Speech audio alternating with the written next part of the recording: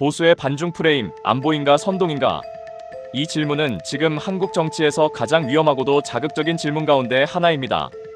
왜냐하면 이 프레임은 너무 쉽게 먹히기 때문입니다.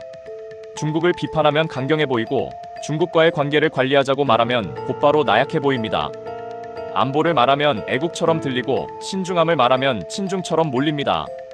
그리고 바로 그 단순함 때문에 이 프레임은 사실보다 훨씬 빠르게 퍼집니다. 오늘 우리는 그 구조를 끝까지 따라가 보려고 합니다. 반중만 외치면 애국이 되는 나라. 이 말은 과장처럼 들리지만 지금 한국 정치의 어떤 민낯을 꽤 정확하게 찌르고 있습니다. 먼저 분명히 해야 할 것이 있습니다. 반중 정서가 전부 거짓에서만 나온 것은 아니라는 점입니다. 한국 사회가 중국을 불편하게 바라보는 이유에는 현실이 있습니다.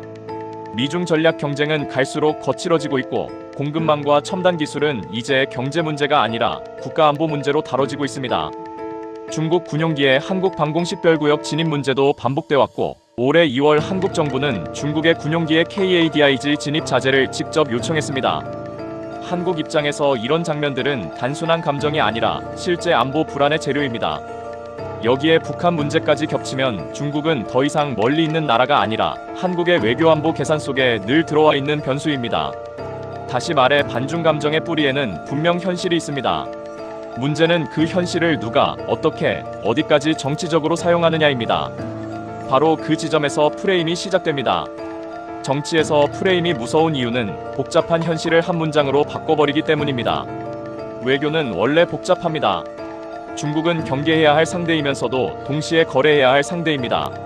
실제로 2025년에도 중국은 한국의 최대 수출 시장이었습니다. 그런데 정치 프레임은 이런 복합성을 싫어합니다. 복잡하면 선동이 안 되기 때문입니다. 그래서 프레임은 늘 이렇게 말합니다. 중국에 강하면 애국이고 중국과 관계를 관리하자고 하면 굴종이라고. 이 단순한 구도가 여론을 잡기 시작하면 외교는 사라지고 감정만 남습니다. 2025년 대선 국면은 이 장면을 아주 선명하게 보여줬습니다. TV 토론에서 보수 정치권은 상대 후보에게 친중반미 딱지를 붙이는 전략을 노골적으로 꺼냈습니다. 대만 문제나 과거 발언 하나를 끌어와 저 사람은 중국에 약하다는 이미지를 만드는 데 집중한 겁니다. 여기서 중요한 건 그 발언이 정확히 무엇이었느냐보다 왜 중국이 공격에 가장 쉬운 소재가 됐느냐입니다. 이유는 단순합니다. 중국은 이미 한국 사회에서 가장 손쉽게 부정적 감정을 불러낼 수 있는 대상이 되었기 때문입니다. 상대를 친중으로 낙인 찍는 순간 그 사람의 안보관과 국가관 전체에 흠집을 낼 수 있습니다. 친북보다도 친중이 더 일상적으로 먹히는 시대가 된 겁니다. 이 프레임이 더 위험한 이유는 안보와 혐오를 아주 교묘하게 섞는다는 데 있습니다.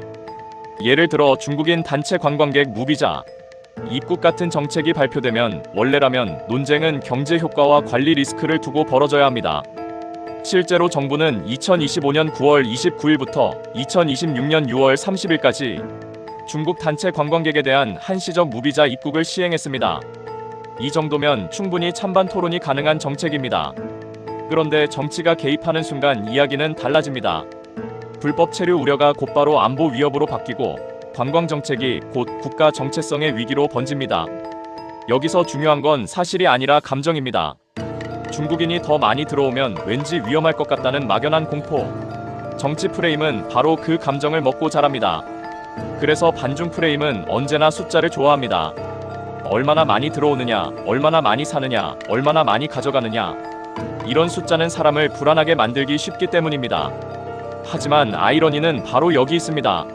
실제 데이터가 정치 구호와 꼭 일치하지는 않는다는 점입니다. 대표적인 것이 건강보험 논쟁입니다. 오랫동안 정치권 일부에서는 중국인이 한국 건강보험을 퍼간다는 식의 말을 반복해왔습니다.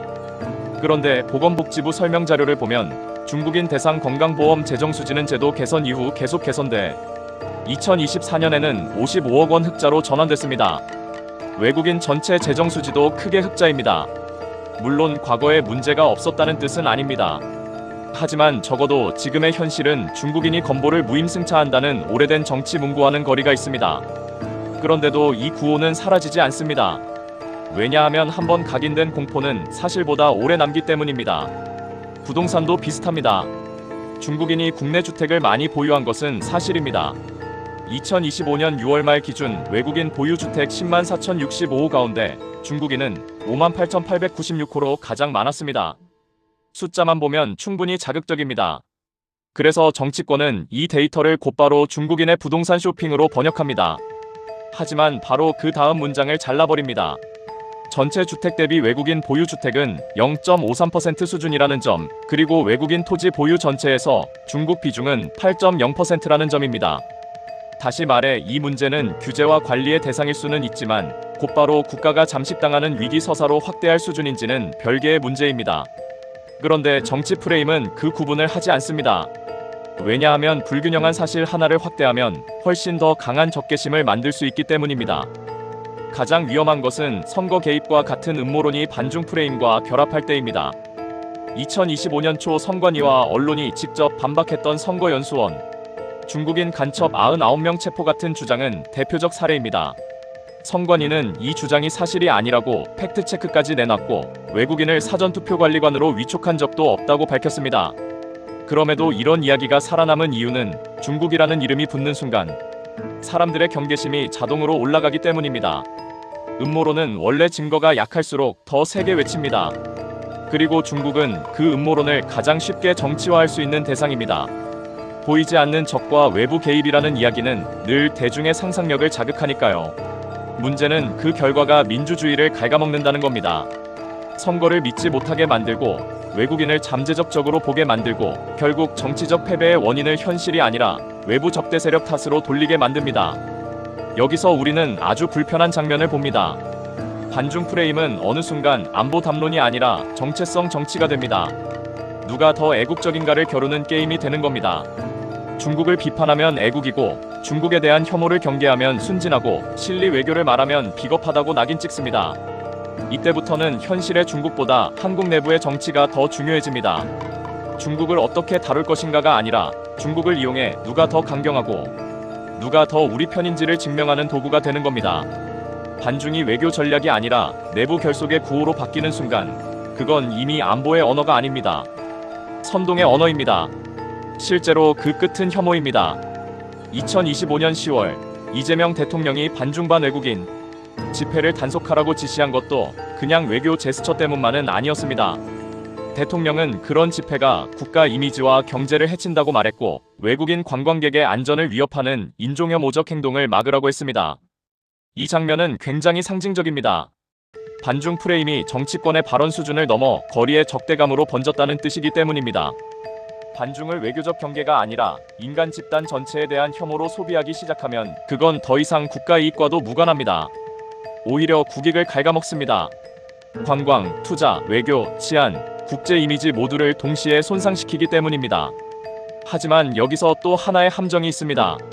이 장면을 본다고 해서 반중은 모두 나쁘다라고 말해버리면 그것도 현실을 지우는 겁니다. 한국은 중국과 경쟁해야 하고 때로는 강하게 항의해야 하며 때로는 기술과 안보 영역에서 분명한 방어선을 가져야 합니다. 중국 군용기 문제도 그렇고 공급망과 경제안보 문제도 그렇고 북한 문제에서 중국의 역할을 무시할 수도 없습니다. 그러니까 진짜 질문은 중국을 비판해도 되느냐가 아닙니다. 진짜 질문은 어떤 비판이 국가 전략이고 어떤 비판이 국내 정치용 선동이냐입니다. 이 기준을 놓치면 한국은 두 가지 극단 사이를 오갈 수밖에 없습니다. 하나는 무조건 중국을 적으로 돌리는 감정 외교이고 다른 하나는 비판 자체를 회피하는 무기력입니다. 둘 다 위험합니다. 그래서 저는 이 문제를 이렇게 정리하고 싶습니다. 보수의 반중 프레임이 언제 안보가 되고 언제 선동이 되는지를 구분하는 기준은 세 가지입니다. 첫째, 대상이 중국 정부와 안보 위협인지 아니면 중국인 일방과 국내 소수자 전체인지 봐야 합니다. 둘째, 근거가 실제 데이터와 사건 위에 서 있는지 아니면 과장과 음모론 위에 서 있는지 봐야 합니다.